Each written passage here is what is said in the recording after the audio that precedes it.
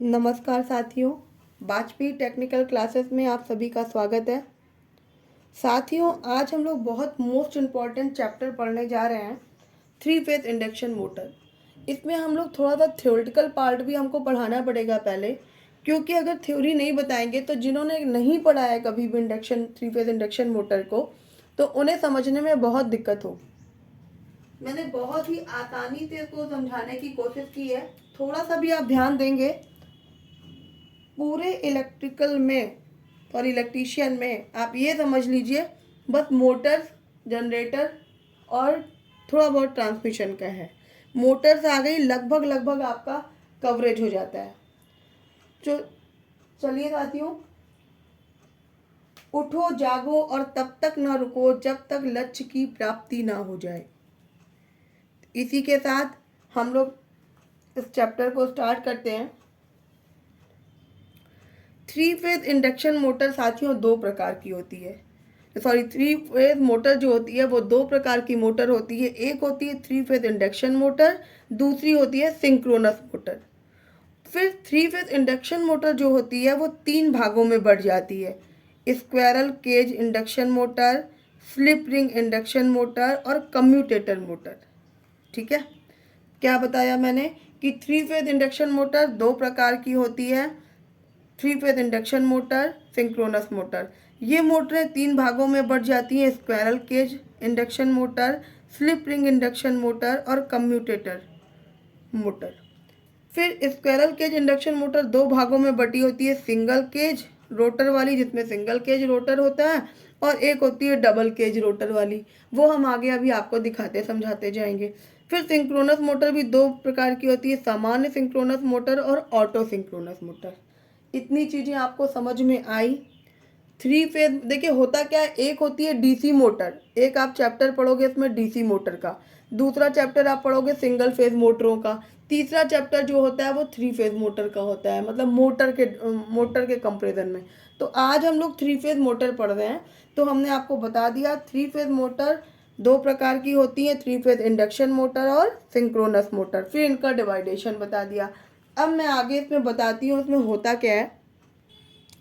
साथियों, three phase induction motor में मुख्यतः दो पार्ट्स होते हैं। मेरी बात को सुनिएगा और कॉपी में भी जब भी देखना है तो देखते जाइएगा, मैं बोलूँगी। थ्री फेज इंडक्शन मोटर में मुख्यतः दो पार्ट्स होते हैं: एक होता है स्टेटर और एक होता है रोटर। ठीक है, स्टेटर जो स्थिर रहता है, रोटर जो रोटेट करता है। ठीक, थ्री फेज इंडक्शन मोटर में दो पार्ट्स होते हैं, स्टेटर और रोटर होते हैं। थ्री फेज स्टेटर में थ्री फेज वाइंडिंग की जाती है। वाइंडिंग ये क्वेश्चन आता है, इस किस में वाइंडिंग की जाती है? थ्री फेज वाइंडिंग जो होती है वो स्टेटर में की जाती है, जो स्थिर पार्ट्स होता है की जाती है। रोटर में सामान्यतः शॉर्ट सर्किट किए हुए चालक स्थापित किए जाते हैं। समझ में आया? पहले तो हम लोगों ने पढ़ा थ्री फेज मोटर कितने प्रकार की होती हैं, फिर हमने पढ़ रहे हैं हम लोग कि थ्री फेज मोटर में जो मेन पार्ट्स होते हैं वो दो होते हैं: स्टेटर और रोटर होते हैं। तो स्टेटर और रोटर होते हैं। स्टेटर में थ्री फेज वाइंडिंग स्थापित की जाती है और रोटर में शॉर्ट सर्किट किए हुए कंडक्टर। अब साथियों हम लोग देखते हैं इसको डीसी मोटर से कंपेरिजन करते हैं। देखिए, ये समझ गए तो आप समझिए मोटर पूरा समझ गए। और इसको समझने के लिए कुछ नहीं, मैंने बहुत ही आसान भाषा में इसको बना के रखा हुआ है। आगे हम लोग इसके क्वेश्चन करेंगे। डीसी मोटर में क्या होता है? फील्ड होती है और आर्मेचर होता है। डीसी मोटर में फील्ड होती है और आर्मेचर। यहाँ स्टेटर को ही फील्ड बोलते हैं और जो वहाँ पर रोटर आर्मेचर होता है उसको हम रोटर बोलते हैं। ठीक है, रोटर को आर्मेचर बोलते हैं। ठीक, हमने क्या बताया? डीसी मोटर में क्या होता है? स्टेटर अर्थात फील्ड। यहाँ पर भाषा केवल चेंज है। डीसी जहाँ पर इसमें स्टेटर और रोटर होता है तो इसमें स्टेटर को फील्ड बोलते हैं, रोटर को आर्मेचर बोलते हैं। और इसमें क्या होता है? दोनों को सप्लाई से कनेक्ट किया जाता है। डीसी मोटर में फील्ड और आर्मेचर को दोनों सप्लाई से कनेक्ट करते हैं, जबकि एसी मोटर में क्या होता है? एसी मोटरों में क्या होता है? केवल स्टेटर को सप्लाई से कनेक्ट किया जाता है। ठीक, दूसरा पॉइंट देखिए। दूसरा पॉइंट है, आर्मेचर को सप्लाई से कनेक्ट करने के लिए कम्यूटेटर का प्रयोग आवश्यक है। आर्मेचर अर्थात रोटर को, यहाँ पर हम रोटर को सप्लाई देते ही नहीं है तो कम्यूटेटर की आवश्यकता नहीं होती है। इतनी बात समझ में आई। मैंने उसके बाद देखिए तीसरा पॉइंट है डीसी मोटर की घूर्णन गति, जो मतलब उसका रोटेशन की गति जो होती है वो बैक ईएमएफ के अनुक्रमानुपाती और चुंबकीय फ्लक्स के व्युत्क्रमानुपाती होती है। मतलब कि EB proportional N upon phi, अगर हम फ्लक्स को घटाते जाते हैं तो बैक ईएमएफ जो होता है उसका वोल्टेज बढ़ता जाता है, अगर हम स्पीड बढ़ाएंगे तो वोल्टेज बढ़ेगा, है ना। ये तो आपको समझ आता है। और इसमें क्या होता है, एसी मोटर की जो घूर्णन गति होती है वो फ्रिक्वेंसी के अनुक्रमानुपाती, छोटा सा लिख दिया है, वो लिखने में थोड़ा सा गलत हो गया था, फ्रिक्वेंसी के अनुक्रमानुपाती तथा पोलों की संख्या के व्युत्क्रमानुपाती होता है। मतलब n equal to F into 120 upon P, ठीक है, n equal to F into 120 upon P. इतना साथियों आपको समझ में आया? अच्छा, आपको दिखाई नहीं, मैं पूरा बोलती चली गई, ये देखिए, ठीक है, आया समझ में। अब देखिए हम ये बात बोल रहे थे, यहाँ पर डबलिंग हो रही थी, जो जिसको समझ में ना आया हो, डीसी मोटर में दो पार्ट्स होते हैं, फील्ड और आर्मेचर। एसी में होते हैं स्टेटर और रोटर होते हैं।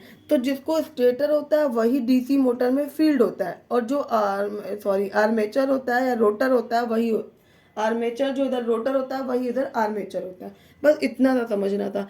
इसको जब भी आप इसको, मैं इसका पीडीएफ अपने टेलीग्राम चैनल पर डाल दूंगी, आप लोग पूरा वीडियो देखिएगा, क्योंकि आगे इसमें बहुत अच्छे अच्छे क्वेश्चन मिलने वाले हैं।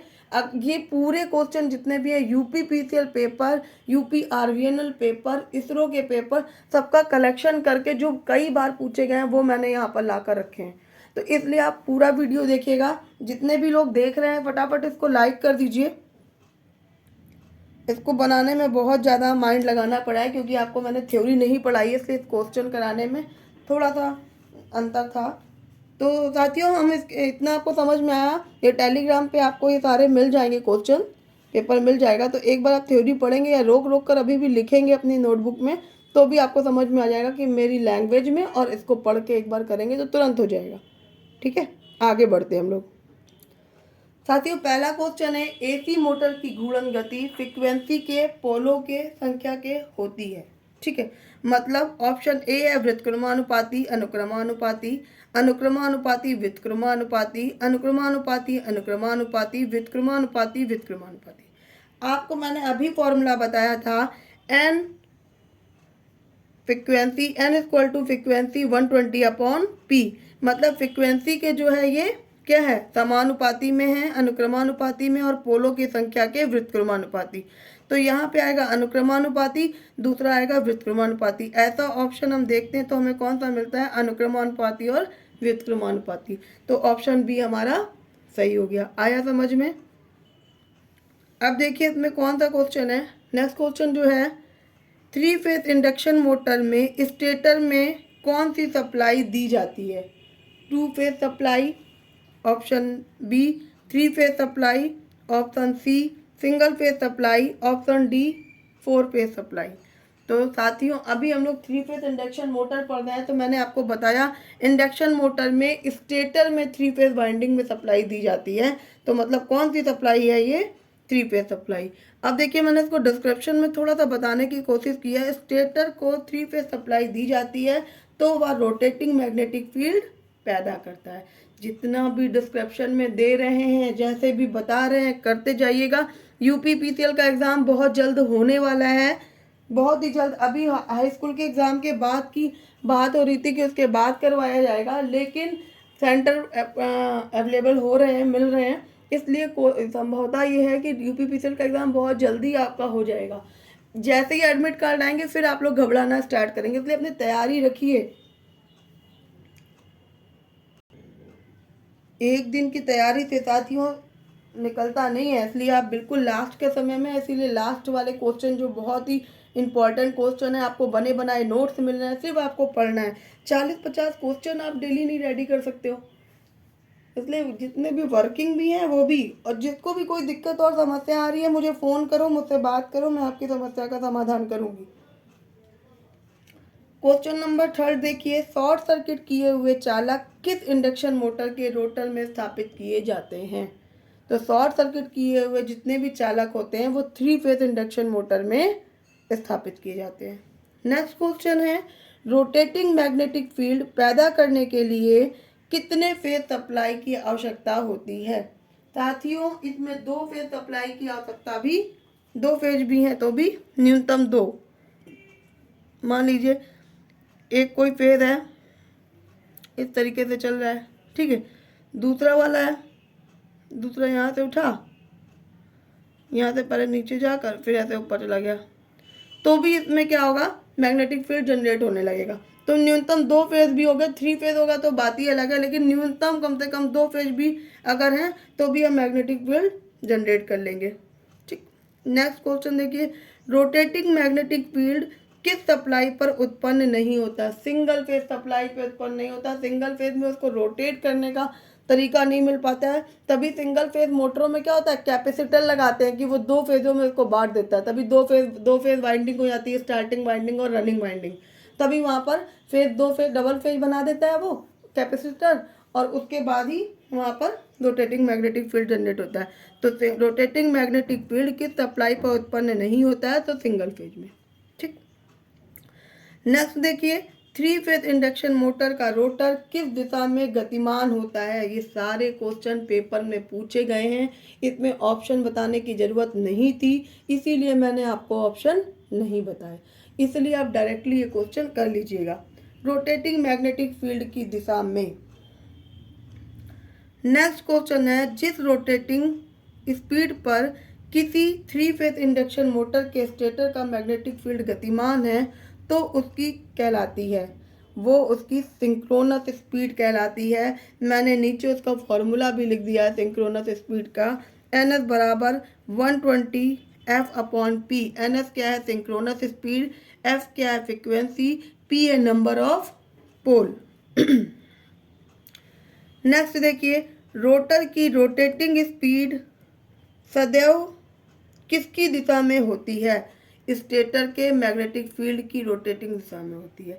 ये आप एक बार इस चैप्टर को बुक से पढ़ना, और बुक से पढ़ने के बाद आपको तुरंत ही क्वेश्चन समझ में आ जाएंगे, क्योंकि जो मैंने आपको मूल निचोड़ था वो पहले पेजेस में बता दिया है कि कितने प्रकार की होती है, कौन से 2 पार्ट्स होते हैं इसमें, और किसको क्या बोलते हैं। डीसी में उसको डीसी से कंपेरिजन करके बता दिया। तो आगे क्वेश्चन इससे कर लेना जो पेपर में पूछे गए हैं, आपका बहुत आसानी से ये आपको क्लियर हो जाएगा।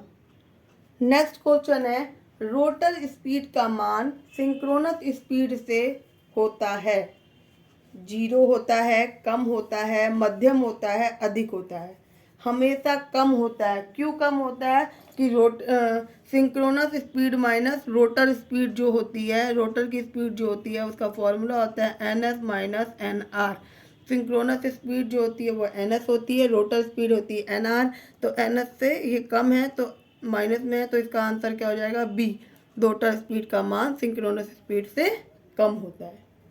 नेक्स्ट क्वेश्चन देखिए, सिंक्रोनस स्पीड तथा रोटर स्पीड के अंतर क्या कहलाता है। सिंक्रोनस स्पीड और रोटर स्पीड का अंतर कहलाता है एब्सोल्यूट स्लिप तथा स्लिप दोनों कहलाता है। ये लिखा होता है स्लिप या एब्सोल्यूट, यहाँ पर दोनों ऑप्शन में दे रखे गए हैं, इसलिए हमारा ऑप्शन डी सही होगा। सिंक्रोनस स्पीड की डेफिनेशन एक बार आप लोग अपनी अपनी जो भी आप जिसके पास जो भी किताब है वो देख लीजिए।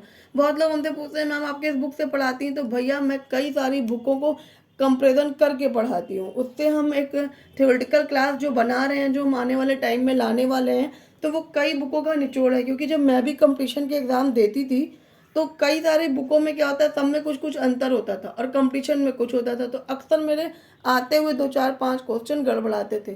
तो मैं कई सारी बुकें साथ में लेकर बैठ के उसको पढ़ के उसको सबको कलेक्ट करके नोट्स बना रही हूँ। बहुत जल्दी आपको थ्योरेटिकल एक बहुत अच्छे नोट्स मिलने वाले हैं, जो आपको आपकी अभी तक जितने भी लोग पढ़ा रहे हैं उन सबके कंपेरिजन में, उन सबकी बुकों में सबसे बेस्ट बुक होगी वो। नेक्स्ट क्वेश्चन देखिए, जब स्लिप को सिंक्रोनस स्पीड के अंशीय अंश के रूप में व्यक्त किया जाता है तो वो क्या कहलाती है। वो कहलाती है फ्रिक्शनल स्लिप। होता क्या है ये, अंशीय स्लिप। इसका फॉर्मूला देख लेना, ये पता है एक डिफिनेशन है इसकी। फ्रिक्शनल स्लिप किसे कहते हैं, तो ये डिफिनेशन है इसलिए कहीं कहीं पे डेफिनेशन को भी डायरेक्ट पूछ लेते हैं। देखिए क्या है, एस बराबर N S minus N R upon N S. S क्या है, अनसी स्लिप आरपीएम में, एन आर क्या है, सिंक्रोनस स्पीड, एन एस क्या है, सिंक्रोनस स्पीड, एन आर क्या है, रोटर स्पीड। ठीक है भैया, आगे बढ़े। जो लोग वीडियो इसका स्क्रीनशॉट भी ले लिया करो, जो लोग वर्किंग है वो लोग बाद में पढ़ते ना, क्योंकि हम लोग भी ऐसे पढ़ते थे।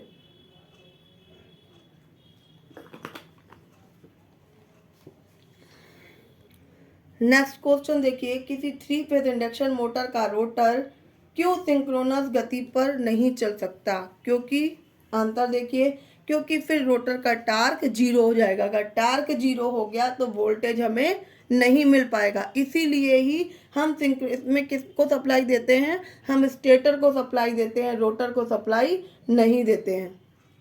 नेक्स्ट क्वेश्चन है, 3 फेज इंडक्शन मोटर। बहुत सारे न्यूमेरिकल आप स्टैंडर्ड लेवल का पेपर देंगे इसरो वगैरह का, तो उसमें ऐसे लिख के आएगा 3 फेज, ये फेज का सिंबल है I/M, तो ये इंडक्शन मोटर। तो आप समझ जाइएगा कि इंडक्शन मोटर से क्वेश्चन है। ठीक है, 3 फेज इंडक्शन मोटर में विद्युतीय डिग्री किस पर निर्भर करती है?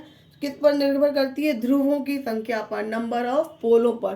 पोल अगर 4 हैं तो वो 4 के हिसाब से कैलकुलेट होगा। अगर पोल मतलब इलेक्ट्रिकल डिग्री कितनी होती है, ये होती है 360 होता है। ठीक, अगर 2 पोल की मोटर है तो 4 पोल की मोटर है,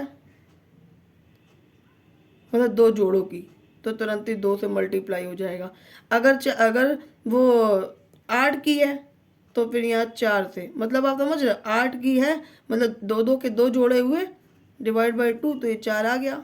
इस तरीके से 360 में 4 है, इसलिए ये पोलों की संख्या पर निर्भर करती है। नेक्स्ट देखिए, स्लिप रिंग इंडक्शन मोटर में स्लिप रिंग किससे जुड़े होते हैं? तो स्लिप रिंग रोटर से जुड़े होते हैं। स्लिप रिंग किसके बने होते हैं? स्लिप रिंग फास्फोरस ब्रांच के बने होते हैं। ये किस धातु के बने होते हैं? ये बने होते हैं फास्फोरस, फास्फोरस ब्रांच के बने होते हैं। ये फास्फोरस ब्रांच के बने होते हैं। इसमें क्या होता है, सप्लाई कन्वर्ट करने के काम आते हैं ये।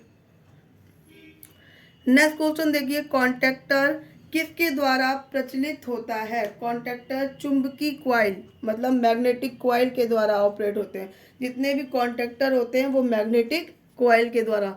आप देखते हो, आप घर में जाते हो, स्टार्टर चलाते हो, मोटर चलाते हो समरसीबल वाली, आपने ऑन किया, कट से आवाज़ आती है, वो ऑपरेट हो गया, चलना स्टार्ट कर दिया। उसके बाद जब ऑफ करना होता है तो उसको पुश बटन दबाना पड़ता है, रेड वाली, और दबाया और वो ऑपरेट हो गया। उसको जो अंदर जो लगे होते हैं, जो कट से आवाज़ करता है, वही कॉन्टैक्टर्स होते हैं, और ये मैग्नेटिक कॉइल के द्वारा ऑपरेट होता है। नेक्स्ट देखिए भैया, बड़े आकार के 3 फेज इंडक्शन मोटर के स्लिप का मान क्या होता है? ये बहुत इंपॉर्टेंट है। ये यूपी अभी जो पेपर हुआ यूपी आरवीएनएल का, उसमें भी पूछा गया था, और यूपी पीसीएल ने पिछले 7 पेपरों में पूछा गया है। बड़े आकार के 3 फेज इंडक्शन मोटर की स्लिप का मान होता है 1.5 से 2.5% तक का। ठीक, अगर यही क्वेश्चन आपसे पूछ दे कि स्क्वायरल केज इंडक्शन मोटर का स्लिप का मान, तो स्क्वायरल केज में क्या होता है, 2% से 5% तक होता है, 2 to 5। ओके, नेक्स्ट देखो, एक स्लिप रिंग इंडक्शन मोटर में कौन सी हानि उच्च होती हैं? तो सबसे हाई लेवल पे जो इसमें हानियाँ होती हैं वो होती हैं कॉपर हानियाँ। अब मैं आपको आगे में ये बता देती हूँ कि 3 फेज इंडक्शन मोटर में कितने प्रकार की हानियाँ होती हैं, उसको मैं डिस्क्राइब कर देती हूँ। साथियों, हम लोगों ने पढ़ा था कि ट्रांसफार्मर में कितने प्रकार की हानियाँ होती हैं, तो 2 प्रकार की होती हैं, आयरन लॉस और कॉपर लॉस। आयरन लॉस जो होते हैं वो वाइंडिंग में होते हैं, कॉपर लॉस जो होते हैं वो कोर में होते हैं। उसके बाद हम लोगों ने पढ़ा था आयरन लॉस 2 भागों में बढ़ जाते हैं, किसमें? एडी करंट लॉसेज और हिस्टेरेसिस लॉसेज में बढ़ जाते हैं। आज हम लोग देख रहे हैं जो 3 फेज मोटर्स होती हैं उसमें कितने प्रकार के लॉस होते हैं। 3 फेज इंडक्शन मोटर में लॉसेस जो होते हैं वो 3 प्रकार के होते हैं, stator loss, rotor loss, air और फ्रिक्शनल, मतलब वायु और घर्षण, जितने भी घर्षण लॉस होते हैं। ठीक, एक बात ध्यान रखिएगा साथियों, मैंने अभी पहले पन्ने में भी आपको इसका थ्योरेटिकल पार्ट थोड़ा सा बताया, फिर क्वेश्चन कराए। अभी मैंने फिर इसका ये एक पूरा वो 2 पन्ने में है, मैंने उसका कंक्लूजन यहाँ निकाला। इसलिए एक बार आप किताब को ऐसे पढ़ते चले जाना, उसने जो भी चैप्टर 15 पेज की का चैप्टर है ये, उस चैप्टर को पढ़ने के बाद आप क्वेश्चन करना और ये वाले नोट्स सामने रखना।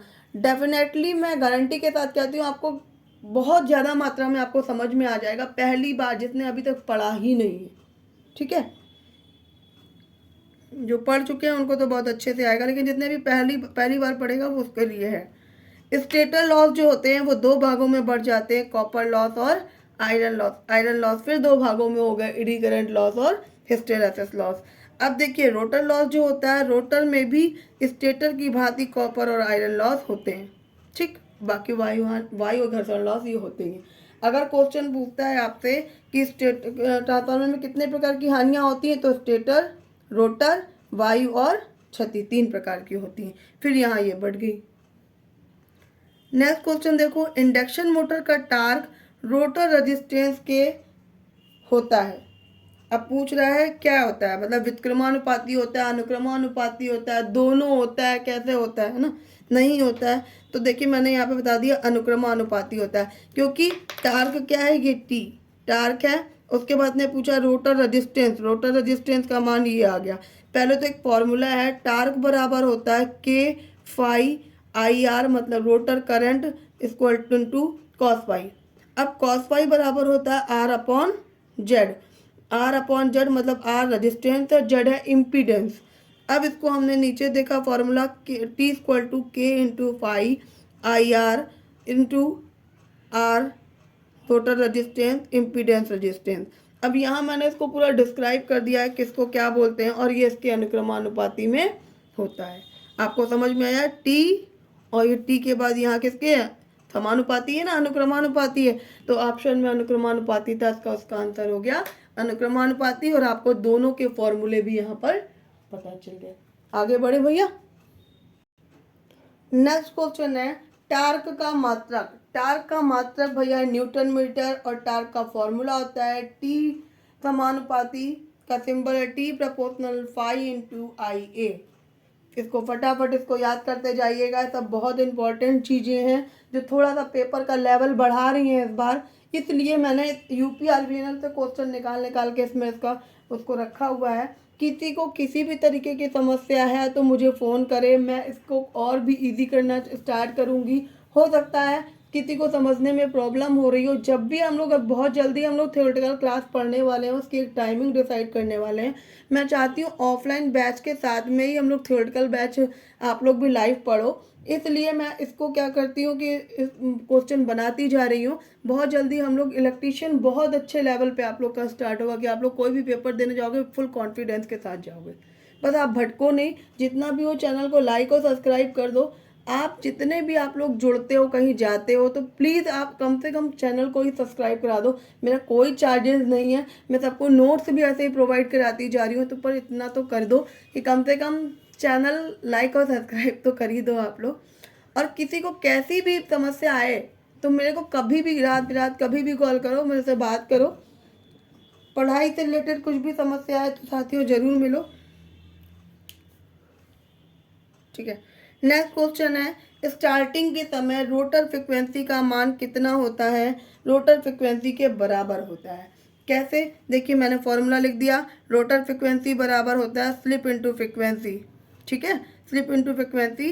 तो अब क्या है, एफ आर क्या है, रोटर फ्रिक्वेंसी, उसके बाद स्लिप, एस क्या है स्लिप, और एफ क्या है स्टेटर फ्रिक्वेंसी। यहाँ से आपको फॉर्मूले भी मिलते जा रहे हैं और मैं क्वेश्चंस भी कराती जा रही हूँ। अब देखिए मैंने नीचे इसकी डिफिनेशन भी लिख दी है।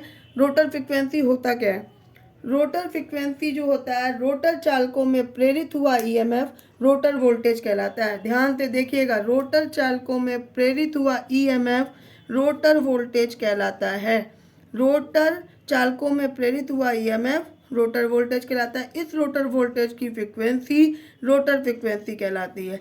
इसीलिए रोटर फ्रिक्वेंसी का मान कितना होता है, रोटर फ्रिक्वेंसी के बराबर होता है।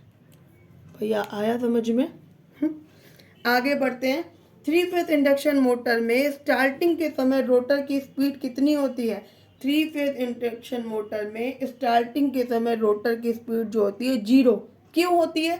क्योंकि हम इसकी वाइंडिंग में सप्लाई देते हैं, पहले वो मूवमेंट बनाता है, उसके बाद कुछ क्षण बाद ही रोटर में प्रक्रिया स्टार्ट होती है।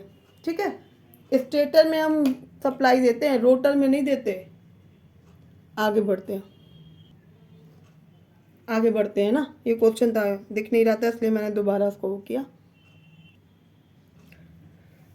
23 नंबर NVC को किस नाम से जाना जाता है? No volt coil. साथियों, मेरा एक फुल फॉर्म का वीडियो पड़ा हुआ है, उस वीडियोस को भी सारे लोग देख लो, सारे लोग उस वीडियो को भी पढ़ डालो। जितने भी पुराने वीडियोस हैं एक कॉपी बना लो, तो क्वेश्चन जो रिपीटेबल होते हैं, जो क्वेश्चन रिपीट हो जाते हैं, जैसे कि पहले हम लोग DRDO का कर रहे थे तो 1 लाइनर के क्वेश्चन भी मैंने उठाए थे, अब हम लोग UPPCL का कर रहे हैं तो वो भी कलेक्शन होता है यहाँ से।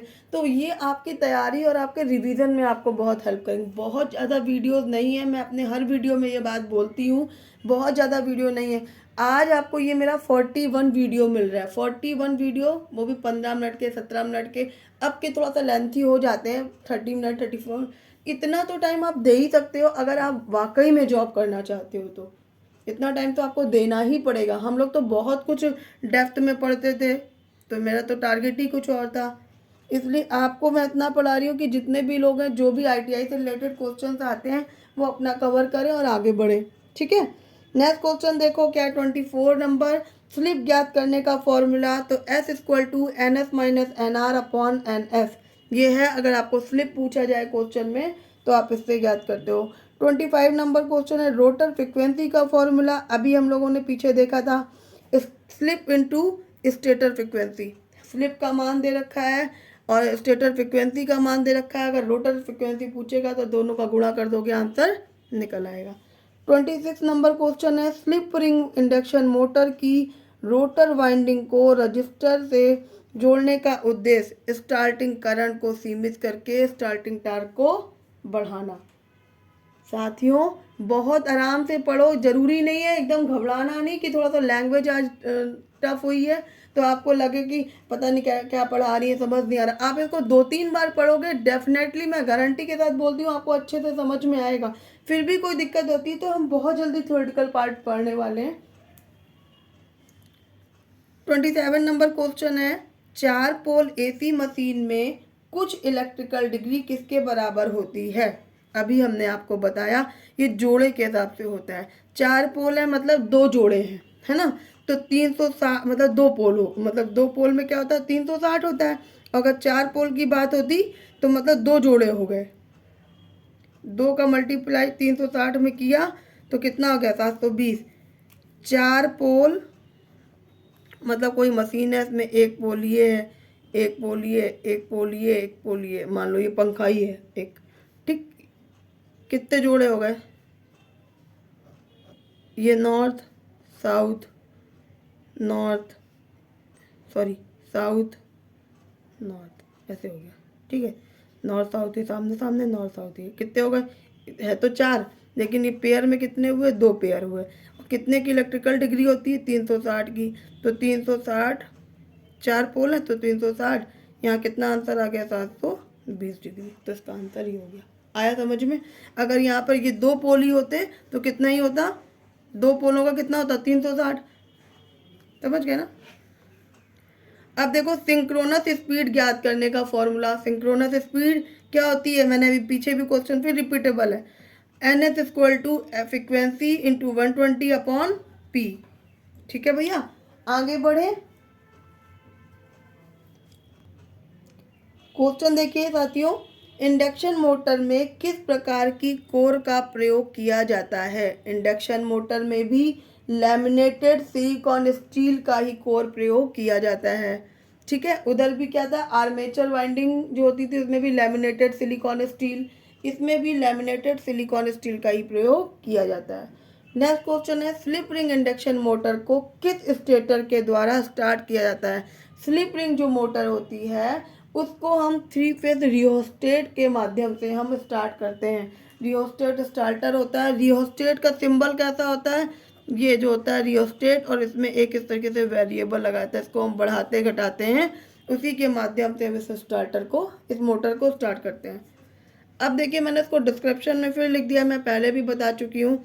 3 फेज इंडक्शन मोटर में 4 प्रकार के स्टार्टर का प्रयोग होता है। कौन कौन से हैं? DOL स्टार्टर मतलब डायरेक्ट ऑनलाइन स्टार्टर, ये 3 HP से 5 HP तक की मोटरों के लिए होता है। घर में जो समरसीबल लगा होता है उसमें भी DOL स्टार्टर का प्रयोग होता है। फिर है स्टार डेल्टा स्टार्टर, ये सिंबल है भैया, स्टार डेल्टा स्टार्टर, मैंने लिख भी दिया। स्टार डेल्टा स्टार्टर जो होता है वो 15 HP तक की मोटरों के लिए होता है। स्लिप रिंग मोटर स्टार्टर जो क्वेश्चन अभी ऊपर पूछा गया था, उसमें रोटर रेजिस्टेंस टाइप स्टार्टर का प्रयोग होता है। ऑटो ट्रांसफार्मर स्टार्टर, ये 25 HP से ऊपर तक की जो मोटरें होती हैं उनमें ये प्रयोग किया जाता है, जो बड़े बड़े कारखानों में लगी होती है मोटरें। ठीक है, नेक्स्ट क्वेश्चन है 3 फेज मोटर की घूर्णन गति कैसे परिवर्तित की जाती है? भैया 3 फेज इंडक्शन मोटर में मान लीजिए 3 प्रकार की सप्लाई है, RYB, red yellow blue, 3 supply जा रही है। अगर किसी एक के कनेक्शन को भी आपस में इंटरचेंज कर देंगे तो भी हमारी मोटर का डायरेक्शन चेंज हो जाएगा। अगर मोटर क्लॉकवाइज में चल रही है, किसी 2 कनेक्शन को आपस में या RY के कर दो या YR के कर दो या जो भी हो BR के कर दो, किसी भी 2 फेज के कनेक्शन को आपस में इंटरचेंज कर देंगे तो मोटर का डायरेक्शन उल्टा हो जाएगा। ठीक है, नेक्स्ट क्वेश्चन है कौन सी मोटर की गति बदलने के लिए रोटर परिपथ में प्रतिरोध जोड़ा जाता है? अभी अभी हम लोगों ने देखा कौन सी मोटर की गति बदलने के लिए, स्लिप रिंग इंडक्शन मोटर के लिए रोटर प्रतिरोध लगाते हैं ना, रोटर रेजिस्टेंस टाइप सर्किट का प्रयोग करते हैं। अभी मैंने आपको बताया कौन सा स्टार्टर का प्रयोग करते हैं, रोटर रेजिस्टेंस टाइप स्टार्टर का। ऊपर भी यही क्वेश्चन था, स्लिप रिंग इंडक्शन मोटर में किस स्टार्टर का प्रयोग किया जाता है? 3 फेज रियोस्टेट स्टार्टर का प्रयोग किया जाता है। देख लिया आपने कैसे घुमा के पूछता है। नेक्स्ट क्वेश्चन देखो दोस्तों, 3 फेज इंडक्शन मोटर में तीनों वाइंडिंग कितने डिग्री पर स्थापित की जाती है? 120 डिग्री पर स्थापित की जाती है। क्यों? RYB ये पूरा क्या होता है, 360 का घेरा हो जाता है, 360 अंत में 3 का भाग देंगे तो 120 डिग्री आ जाती है। ऐसे होता है ना भैया, इस तरीके से क्या, इस तरीके से अगर इसको हम पलट के यहाँ कर देंगे तो एक गोल सर्किल बन गया 360 का। 360 में 3 फेज है तो 3 का भाग दे दिया तो आ गया 120 डिग्री। ओके, आगे बढ़ते। नेक्स्ट क्वेश्चन देखिए, अधिक टार्क प्राप्त करने के लिए रोटर रेजिस्टेंस का मान कितना होता है? अधिक होता है। डायरेक्ट ऐसे ही लर्न कर लीजिएगा, यही क्वेश्चन रिपीट होते हैं, कई बार रिपीट थे। जैसे मैं ही पेपर बनाई थी तो जाके सारे पेपरों में 109 क्वेश्चन करीबन बने। इतने बार वो क्वेश्चन रिपीट थे स्टार्टर से, इसकी हानियों से, तो मैंने हानियाँ पूरी एक जगह लिखवा दी कि आपको एक ही जगह मिल जाएगा। स्टार्टर से कम 20 बार क्वेश्चन थे, 20-30 क्वेश्चन थे। मैंने स्टार्टर को 4 ही में कि 4 प्रकार के स्टार्टर होते हैं, इतने HP तक की मोटर के लिए होते हैं, बस आपका 4 क्वेश्चन में निपट गया। इसलिए बहुत आपको जूझने की ज़रूरत नहीं है। बिल्कुल लास्ट टाइम पे जो मिलते हैं नोट्स की, मतलब लास्ट टाइम पे सॉलिड मिल जाए, उनको मैं देख के एग्जाम देने पहुंच जाऊं, आपको वो चीज़ें प्रोवाइड कर रहे हैं। इसलिए बहुत ही सीरियसली, बहुत ही अच्छे से पढ़िएगा। आप लोग जितने भी आपसे जुड़े साथी हैं, आप सबको वीडियो सेंड कर दिया करो। अपने जितने भी आप लोग टेक्निकल ग्रुप से जुड़े हो उसमें वीडियो का शेयर कर दिया करो।